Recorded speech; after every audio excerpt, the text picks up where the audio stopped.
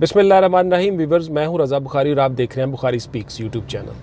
तो व्यूअर्स, इस चैनल पे मैं आपके लिए मुख्तलिफ service oriented, career oriented videos बनाता हूं, जिसमें मैं आपको बताता हूं कि उन जॉब्स को जिनको आप हासिल करना चाहते हो, उनके मराहिल से आप किस तरह आसानी से गुजर सकते हो और अपनी जॉब्स हासिल कर सकते हो। उसके लिए मुख्तलिफ टेस्ट होते हैं, रिटन होता है, उसके बाद फिज़िकल टेस्ट होते हैं, उसके बाद इंटरव्यू होता है, साइकोलॉजिकल असेसमेंट टेस्ट। ये सारी चीज़ें मैं आपको बताता हूँ, गाइड करता हूँ। बहुत से बच्चे मेरी वीडियोस देख के, इन वीडियोस से फ़ायदा उठा के वो अपनी अपनी जॉब्स कर रहे हैं और कामयाबी से ज़िंदगी गुजार रहे हैं, अपना और अपने ख़ानदान की कफ़ालत का ज़रिया बन रहे हैं। तो देखिए, मैं आपके लिए इसी तरह की वीडियोस लाता रहूँगा। चैनल के साथ जुड़े रहिए। इससे पहले कि मौजू की तरफ आऊँ, चैनल को सब्सक्राइब कर लीजिएगा और बेल का आइकन दबा के ऑल पे क्लिक कर दीजिएगा, ताकि आपका और मेरा राब्ता उस्तवार रहे और इसी तरह से मैं आपके लिए मुख्तलिफ वीडियोस लाता रहूं और आप उनसे फ़ायदा उठाते रहें। Thank you very much. आता हूं मौजू की तरफ जी। तो आज की मेरी वीडियो जी के कौन लोग जो है वो कैप्टन नहीं बन सकते या सेकंड लेफ्टिनेंट नहीं बन सकते, ये दोनों के लिए सेम क्राइटेरिया है जी। यानी मिलिट्री ऑफिसर आप किन किन वजूहात की बिना पे नहीं बन सकते, वो कुछ 17-18 पॉइंट्स हैं, वो मैं आपके साथ डिस्कस करूँगा। उसके बाद फिर आप देख लीजिएगा कि आप उस कैटेगरी में फॉल नहीं करते या करते। ये मैंने सारी की सारी चीज़ें उन चीज़ों से निकाली हैं, उन सवालों से निकाली हैं जो आप मुख्तलिफ यूट्यूब के सवाल करते हो मुझसे और कमेंट्स में पूछते हो कि क्या सर मैं एलिजिबल हूँ, क्या सर मैं कर सकता हूँ, क्या नहीं कर सकता।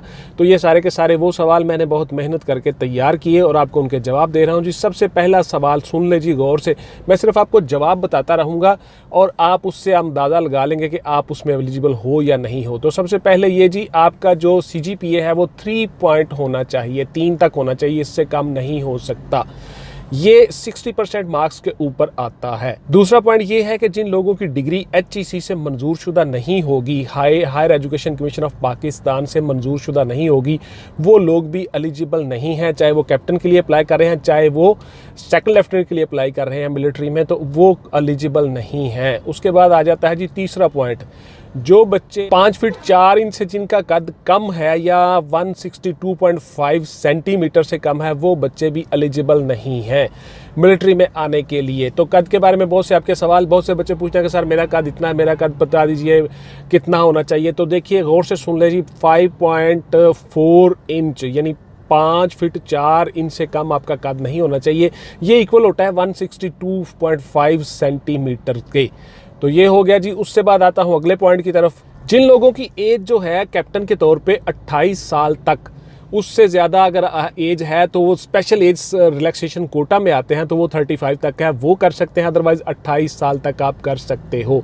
स्पेशल एजुकेशन कोटा से मुराद ये है कि आप MPhil हो, PhD हो या मिलिट्री रूल्स के मुताबिक जो चीज़ें उन्होंने डिफ़ाइन की हैं उसमें आते हों, तो फिर आप कर सकते हो 35 ईयर्स तक। अदरवाइज़ आप 28 साल तक कैप्टन और 22 साल तक आप लेफ्टिनेंट के तौर पे अप्लाई कर सकते हो। अगर आप ग्रेजुएट हो तो आप 23 साल तक, और अगर आप मिलिट्री के पर्सोनल्स हैं तो आप 25 साल तक अप्लाई कर सकते हो। ये हो गया आपका एज क्राइटेरिया। गौर से सुन लें, बहुत से सवाल आप करते हो, उन सब सवालों के मुताबिक आपके जवाब जी। ये बहुत सी चीज़ें मैं आपको आज बता रहा हूँ। तो उससे अगला पॉइंट है जी, जो लोग 2 दफ़ा ISSB से नॉट रिकमेंड हो चुके हैं वो भी अप्लाई नहीं कर सकते। तीसरी दफ़ा आप वो लोग अप्लाई कर सकते हो। ख़ास तौर पर सुन लो, गौर से पॉइंट ये सुन लो कि जो उसके बाद फिर हायर रैंक के लिए अप्लाई करते हैं। मिसाल के तौर पर आप उसके लिए MBBS करते हो या कोई ऐसा कोर्स करते हो जिसमें आप मेजर के तौर पे डायरेक्ट आ सकते हो या कैप्टन के तौर पे डायरेक्ट आ सकते हो, तो उसमें हायर एजुकेशन करने के बाद आप तीसरा चांस ले सकते हो। अदरवाइज़ आप 2 दफ़ा नॉट रिकमेंड हो चुके हो तो आप मिलिट्री में नहीं आ सकते जी। आता हूँ अगले मौजू की तरफ, अगले पॉइंट की तरफ। बहुत से आपके सवाल जी, गौर से सुनते रहिए। जो लोग अपील मेडिकल बोर्ड से मुस्तरद हो चुके हों या मुस्तकिल तौर पे अनफिट करार दिए गए हों, वो लोग भी अप्लाई नहीं कर सकते। अपील मेडिकल बोर्ड वो होता है कि अगर आपका कोई मेडिकली मसला निकल आया, कोई मेडिकल मसला बन गया, आपका कोई बाजू का एंगल टेढ़ा है या आपकी नी नॉकिंग है या आपके फ्लैट फिट हैं या कोई भी ऐसा इशू आपका निकल आया, तो उसमें आप मेडिकल बोर्ड को अपील करते हो। और जो आप अपील करते हो, अगर वो अपील आपकी एक्सेप्ट हो गई तो आप मेडिकली फिट होकर वापस ISSB में आ जाते हो। अगर आपको बोर्ड ने नॉट रिकमेंड कर दिया, अनफिट कर दिया या मुश्किल बुनियादों पे या कोई ऐसा आपके ऊपर लग गया कि जी आप मेडिकली अनफिट हो, तो फिर आप मिलिट्री में ऑफिसर नहीं बन सकते, ISSB नहीं कर सकते, ना ही डायरेक्ट कैप्टन आ सकते हो और ना ही सेकंड लेफ्टिनेंट के तौर पर आ सकते हो। तो ये गौर से सुन लें जी, मेडिकल अपील मेडिकल बोर्ड से आप मुस्तरद शुदा हो तो आप उसमें अप्लाई नहीं कर सकते। उसके बाद जी अपील मेडिकल बोर्ड से आप हेपेटाइटिस जो है ए, बी या सी की वजह से मुस्तरद हुए हों तो भी आप मुश्किल तौर पे आर्मी में अनफिट हो जाते हो, आप आर्मी में नहीं आ सकते, मिलिट्री में कमीशन नहीं ले सकते, चाहे आप सेकंड लेफ्टिनेंट के तौर पे आना चाह रहे हो या आप लेफ्टिनेंट के तौर पे आना चाह रहे हो। यानी अपील मेडिकल बोर्ड ने आपको हेपेटाइटिस ए, बी या सी की वजह से अनफिट करार दिया हो तो भी आप मिलिट्री में नहीं आ सकते। उसके बाद आता हूं जी अगले पॉइंट की तरफ। तो आप मिलिट्री की किसी भी ब्रांच से या किसी भी ट्रेनिंग इंस्टीट्यूशन से 120 दिन के अंदर अंदर वापस आ चुके हों। उसकी 2-3 वजूहत होती हैं। एक तो आप मेडिकली अनफिट हो चुके हों, दूसरा आपके ऊपर कोई क्रिमिनल केस हो, तीसरा आपके ऊपर कोई ऐसा चार्ज हो कि आपने कुछ चीज़ें छुपाई हैं मिलिट्री से, तो आप उसमें वापस आए हों तो आप दोबारा से मिलिट्री में ऑफिसर नहीं बन सकते, ISSB में नहीं जा सकते, ना ही कैप्टन ना ही लेफ्टिनेंट के तौर पे।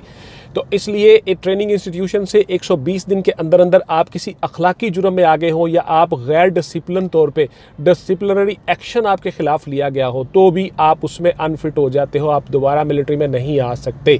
ये गौर से सुन लें जी, 120 दिन के अंदर यानी 3 महीनों के अंदर अंदर आप वहाँ से वापस आएँ, चाहे उसकी रीज़न कोई भी हो, मिलिट्री ने आपका कोई भी रीज़न लगाई हो, ये आपकी अपनी ज़ात के मुतल्लिका हो या आप किसी रूल्स की वायलेशन करें, तो आप दोबारा से मिलिट्री में नहीं जा सकते। ये आपके लिए फिर पाबंदी बन जाती है जी। और इस तरह से आप, इसीलिए आपको कहा जाता है कि आप दौरान ट्रेनिंग भी किसी ट्रेनिंग इंस्टीट्यूशन में या मिलिट्री के किसी अदारे में काम करते हुए डिसिप्लिन का ख़ास ख्याल रखें। कोई आपके ऊपर इस तरह का एलिगेशन नहीं होना चाहिए कि आपने ये कोई रूल्स की वायलेशन की है। आपके खिलाफ जी पाकिस्तान के कवानीन के मुताबिक कोई भी आप अखलाकी जुर्म में किसी में हो, उसमें आप अखलाकी जुर्म में मुलव्वस हो, आपको कोई किसी न किसी जुर्म की FIR आप पे दर्ज हो, तब भी आप मिलिट्री में नहीं आ सकते। ना ही कैप्टन के तौर पे आ सकते हो, ना ही सेकंड लेफ्टिनेंट के तौर पे आ सकते हो। किसी भी क्रिमिनल केस, सिविल केस, अखलाकी केस या कोई भी ऐसा केस आपके खिलाफ जिसमें पाकिस्तान के किसी भी कानून लॉ में कोई सज़ा डिफ़ाइन है, कोई सज़ा मुकर्रर है, कोई ऐसा जुर्म जिसमें कोई ना कोई किसी ना किसी कानून में कोई भी सज़ा मुकर्रर है, वो आपके ऊपर दर्ज हो, एलिगेशन, आप वहाँ पे नहीं जा सकते, मिलिट्री में इंडक्ट नहीं हो सकते। इसके बाद जी अगला पॉइंट कि आपको किसी भी जुर्म में किसी कोर्ट ने, किसी अदालत ने प्रोक्लेम्ड ऑफेंडर इश्तहारी करार दिया हो, PO करार दिया हो, तब भी आप मिलिट्री में नहीं जा सकते, ना ही सेकंड लेफ्टिनेंट के तौर पे, ना ही कैप्टन के तौर पे। तो ये मैं जितने पॉइंट आपको बता रहा हूँ, इन सारे के सारे पॉइंट्स वाले जो लोग हैं वो मिलिट्री में नहीं जा सकते, नहीं कमीशन ले सकते। इसके साथ साथ आपको कोई सज़ा दी जा चुकी हो, किसी कोर्ट ने, किसी आपको क्रिमिनल, सिविल, किसी भी कोर्ट ने आपको कोई सज़ा दी हो, आप सज़ा याफ्ता हो किसी भी जुर्म में, तो आप वहाँ पे नहीं जा सकते। तो आता हूँ जी अगले पॉइंट की तरफ। गौर से सुन लीजिएगा कि आप में से वो बंदे भी मिलिट्री में कमीशन नहीं ले सकते, चाहे वो कमीशन अप्लाई कर रहे हों और सेकंड लेफ्टिनेंट के लिए, चाहे वो कैप्टन के लिए अप्लाई कर रहे हों, जो लोग किसी भी मुल्क की दूसरी नेशनैलिटी रखते हों। यानी ड्यूल नेशनैलिटी वाले बंदे भी मिलिट्री में नहीं आ सकते, नहीं अप्लाई कर सकते, नहीं एलिजिबल हैं। आप अगर ड्यूल नेशनैलिटी रखते हैं तो आपको एक नेशनैलिटी छोड़ना होगी और पाकिस्तान की नेशनैलिटी रखना होगी। पाकिस्तान नेशनल होना ज़रूरी है, तो किसी दूसरे मुल्क की नेशनैलिटी आपको लीव करना होगी, छोड़ना होगी, तब आप मिलिट्री में आ सकते हो। तो इसलिए आप लोगों को ये है जी कि ड्यूल नेशनैलिटी जो है वो आपके लिए अच्छी नहीं है, आप उसको छोड़ दें। एक नेशनैलिटी को और पाकिस्तान नेशनल हो, ड्यूल नेशनैलिटी वाले बंदे भी मिलिट्री में कमीशन नहीं ले सकते। उससे अगले पॉइंट की तरफ आता हूँ जी। आप किसी भी मुल्की सालमियत के ख़िलाफ़, मुल्की सालमियत की किसी ऐसी सरगर्मी में मुलव्वस हो, आपके ऊपर कोई ऐसा इल्ज़ाम हो, आप किसी ऐसी एक्टिविटी में मुब्तला हो जो मुल्क के ख़िलाफ़ हो, मुल्की सालमियत के ख़िलाफ़ हो, मुल्की कवानीन के ख़िलाफ़ हो या आईने पाकिस्तान के ख़िलाफ़ हो, आप किसी ऐसी सरगर्मी में मुलव्वस हो, आप किसी के साथ मिले हों, आपके ऊपर कोई चार्जेस हों, तो आप फिर भी मिलिट्री में नहीं आ सकते। पाकिस्तान की सालमियत के ख़िलाफ़ काम करने वाला कोई भी बंदा मिलिट्री में कमीशन नहीं ले सकता। आप लोग मेजर कैसे बन सकते हैं ये भी मैं आपको डिटेल के साथ बता दूंगा इंशाल्लाह ताला, और आप ये देखते रहिएगा कि किस तरह से आप उसमें मेजर बन सकते हो। वो भी मेरी डिटेल से वीडियो आ जाएगी, तो उसको भी आप गौर से देख लीजिएगा। आपकी जो डिग्री जो है वो जाली करार दी जा चुकी हो, आपकी जाली डिग्री हो, किसी भी अदारे से, किसी भी इंस्टीट्यूशन से आपकी डिग्री जाली साबित हो चुकी हो या हायर एजुकेशन कमीशन उसको एक्सेप्ट ना करता हो, इस सूरत में भी आप मिलिट्री में कमीशन नहीं ले सकते और मिलिट्री में आप नहीं आ सकते। पाकिस्तान मिलिट्री में आने के लिए आपकी जो डिग्रीज़ हैं, असनाद हैं, वो उसी तरह से चेक होती है जिस तरह तमाम डिपार्टमेंट चेक करवाते हैं। अगर आपकी डिग्री कहीं पर जाली करार दी गई है किसी कोर्ट की तरफ से, किसी अदालत की तरफ से या किसी ऐसे अथॉरिटी की तरफ से जो यूनिवर्सिटी वाली है या हायर एजुकेशन कमीशन है, तो आप भी मिलिट्री में कमीशन अप्लाई नहीं कर सकते और कमीशन के लिए नहीं आ सकते। अगर आप में से कोई बंदा कमीशन ले भी चुका हो और बाद में उसकी डिग्री जाली साबित हो जाए उसकी डिग्री, तब भी वो कमीशन से खारिज हो जाता है और उसके ऊपर क्रिमिनल केस रजिस्टर्ड हो जाता है। इसलिए आपसे कहा जाता है कि अगर आपकी डिग्री जाली निकली तो आपके ऊपर केस रजिस्टर्ड हो जाएगा। ये सबसे पहले आपको बताया जाता है किसी भी जॉब को हासिल करने से पहले। तो इसलिए जाली डिग्री वाले ऐसे तमाम लोग भी मिलिट्री में कमीशन नहीं ले सकते जिनकी डिग्री किसी वजह से भी जाली करार दी गई हो और किसी भी अथॉरिटी की तरफ से। उसके बाद जी मोस्ट इंपॉर्टेंट और आखिरी आपका क्वेश्चन कि जी किसी सरकारी मुलाजमत से, किसी सरकारी महकमे से आप डिसमिस हो चुके हो, बर्खास्त हो चुके हो, तब भी आप मिलिट्री में नहीं आ सकते, चाहे वो किसी भी रीज़न से निकाले गए हों।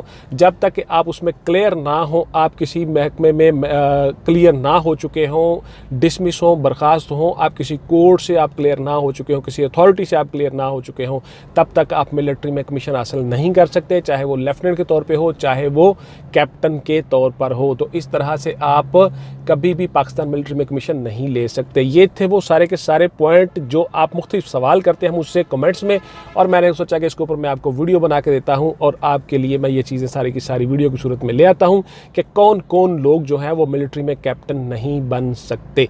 इसी तरह से ये सेम क्राइटेरिया है लेफ्टिनेंट के लिए भी, सेकंड लेफ्टिनेंट जो भर्ती होते हैं वो भी सेम क्राइटेरिया है, यानी आप मिलिट्री में कमीशन किसी भी तरह से नहीं ले सकते अगर आप इन चीज़ों में आते हो।